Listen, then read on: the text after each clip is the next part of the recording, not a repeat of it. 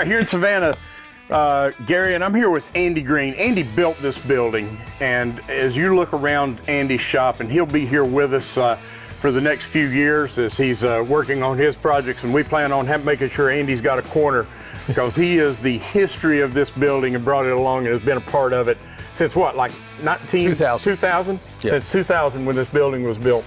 And there's just been such a deep motorsports heritage in this building. And when we talk about the marques like Ferrari and some of the Italian cars, and look at this beautiful car that you're working on right now. So you're probably never going to retire, I don't think. I think folks are always going to know about Andy Greene, and whether it's gearboxes or motors or whatever, you're always going to need some room to do something, Andy. So tell us a little bit about what's going on in this this building over the last, 25, 26 years. In the late 90s, we were heavily involved in vintage racing, and I decided, I needed a purpose-built, designed for vintage racing building, something that was designed for motorsports.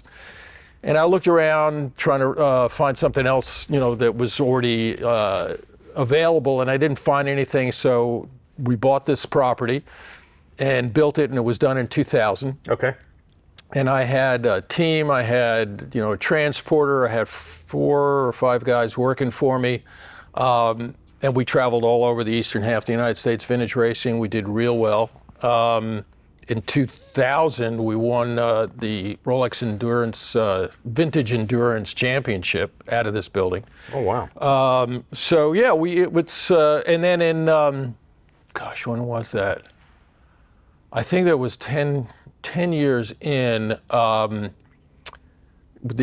we won the championship, we lost our sponsorship. I got you. So things kind of toned down after that.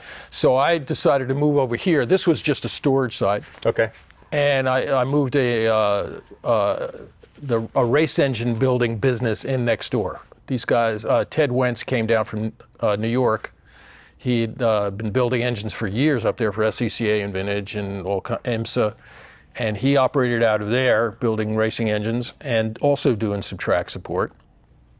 And then Ted retired, and then I leased it out to Ferrari of Atlanta, and they ran their Ferrari Challenge program out of there. Okay. And then about a year and a half ago, they left, and you guys showed up. Yeah. So it's been a motorsports facility ever since its inception. Yeah, it's well. I know when we got together, it just seemed like a match made in motorsports heaven, where we got word that this building may be available. We were looking for a presence in the southeast, where we had space to grow and space to grow our program, our race program, and to be able to find a place with this convenience to the airport, convenience to I-95, convenience to Roebling Road for testing, and then Road Atlanta, straight out 16 and 75, and all the Florida tracks straight down I-95. It was just a no-brainer for Colin and I. So we're super excited about being the caretakers of this building and taking it on to the next generation, and having our Sport race team and Dreamwerks working out of this thing. We just couldn't ask for a better spot. So excellent. And really all the heritage and just the fact that you're going to be here, Alan and our guys are going to be working in your environment. I'm sure just through osmosis they're going to learn things that's just going to go through the walls over there, and they're all of a sudden going to know stuff they didn't know before just because they're next to the great Andy Greene. Well, I can help you with contacts. I can help you with machining and welding. It's going to be a good symbiotic relationship, I think. I think so as well. Well, awesome, Andy. Thank you very much. You're welcome. We're excited, and we look forward. Tell us a little bit about this car right here. What is this is a project I didn't notice this in here a few weeks ago. Yeah, this just came in. This is a 1954 Ferrari 500 Mondial, and it belonged to a good customer and friend of mine, and I did a complete mechanical restoration, engine, gearbox, suspension, everything on this car. And then we ran 4 Mille Miglias in Italy with the car. Okay. And then, unfortunately, the owner passed away, and his son sold it to a gentleman in California who owns it now. And the reason it came back is he wants me to do a service on it, just check it over and make sure everything's okay, because he wants to do some rallies in it. Okay. Vintage rallies. So That's why it's here. It won't be here very long. But yeah, I still do some Ferrari service work. Not as much as I used to, but I still do it. I've got a... So is this your car? That is my car. Okay, so this is one that's going to keep you busy for a little while. You're trying to make a Ferrari out of it? It's got the right red.